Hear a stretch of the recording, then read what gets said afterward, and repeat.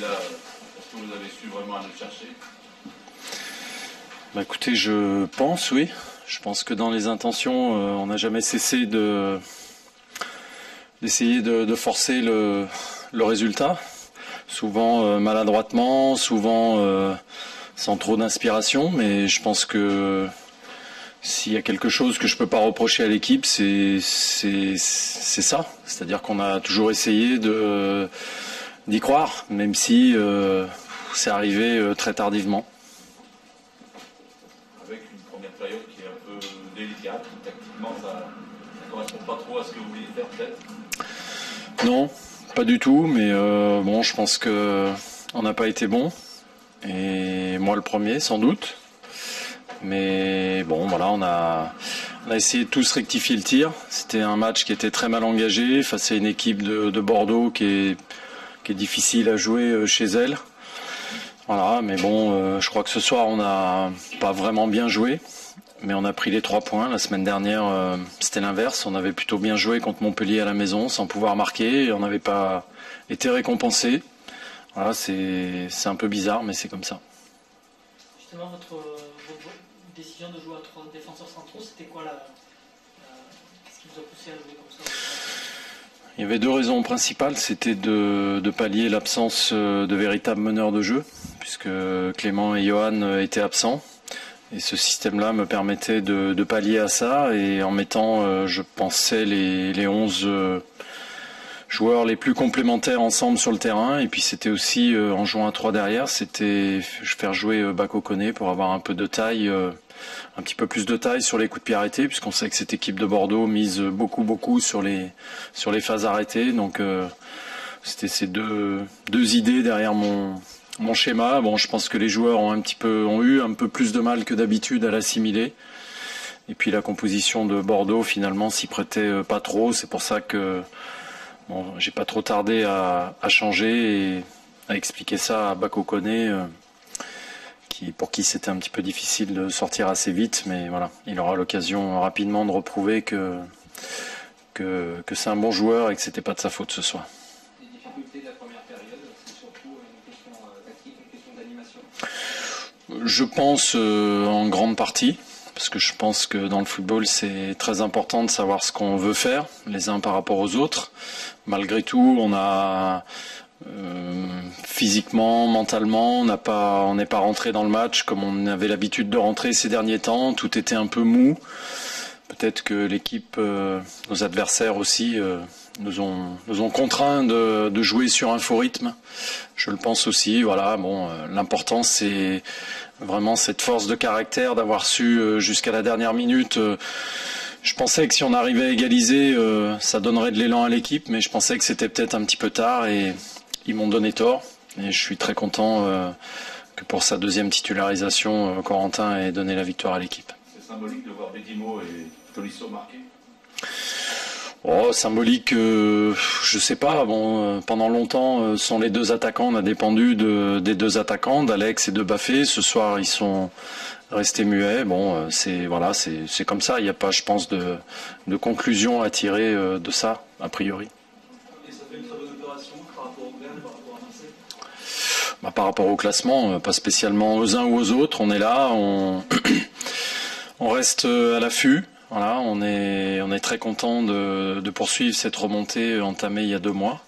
Et puis surtout, on est très content d'avoir gagné avant d'avoir un super match à jouer jeudi à Gerland. J'espère que le public lyonnais sera derrière nous. Je pense qu'on a aussi quelque chose à jouer dans cette compétition. Est-ce que les scènes de joie vues à la fin peuvent marquer un tournant pour ce groupe? Oui et non, on en a déjà parlé là avant que je vienne vous voir, mais vous savez, le groupe vit très bien, et bon, il n'a pas besoin de choses comme ça a priori pour bien avancer, pour bien vivre ensemble. Après, c'est vrai que ça peut nous donner de la confiance, et c'est important pour les plus jeunes. Il y avait beaucoup de sourires sur les jeunes visages du vestiaire. Voilà, merci. Ben oui, il faut l'avaler. On est déçu évidemment, l'issue, mais bon, on n'a pas su maîtriser les choses en 2e mi-temps. On s'est fait On s'est fait enfoncer en deuxième mi-temps sans pouvoir réagir. Après, voilà, on fait tout à l'énergie, mais il faudrait qu'on maîtrise un peu plus, qu'on garde un peu plus le ballon. Mais on n'arrive pas encore à le faire, donc voilà, ça revient jusqu'au moment où on a cédé. Vous avez trop reculé, rapidement vous avez marqué le but,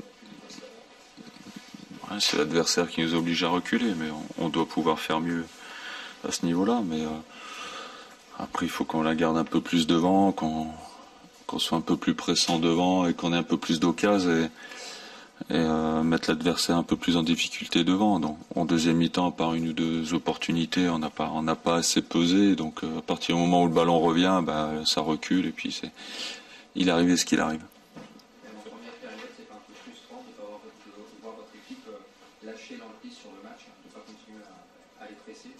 Oui, bien sûr. Après, c'est toujours une histoire de volonté, de pouvoir faire le pressing ensemble. Après, il y a des joueurs qui sont pas en condition, donc il faut les remplacer. Ils baissent d'intensité en deuxième mi-temps. Voilà, on n'est pas tous au même niveau physique.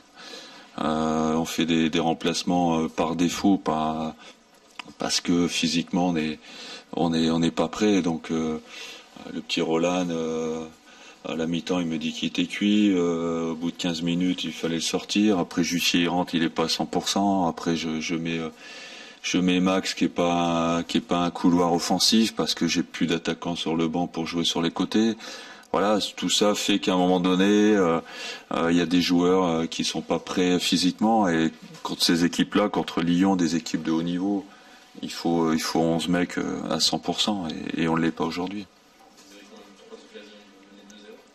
Oui, mais bon, c'est ce que je disais, la maîtrise, ces occasions, il faut les mettre. Il faut les mettre. Si on veut aller un peu plus haut, il faut faire le break. Alors on n'arrive pas à faire le break, à 1-0, on est toujours à la portée de ces équipes.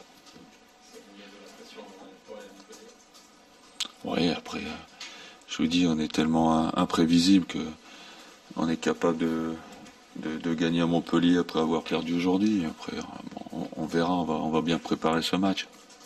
C'est encore une occasion de perdu, évidemment. Mais bon, dans le scénario, c'est quand même assez frustrant. Mais après, au niveau de la maîtrise, on doit faire beaucoup mieux. On dégage un peu trop de ballons alors qu'il faudrait relancer plus proprement.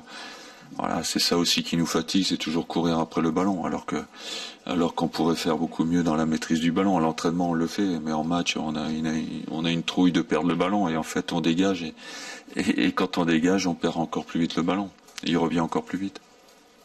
Il manque un peu de maîtrise technique.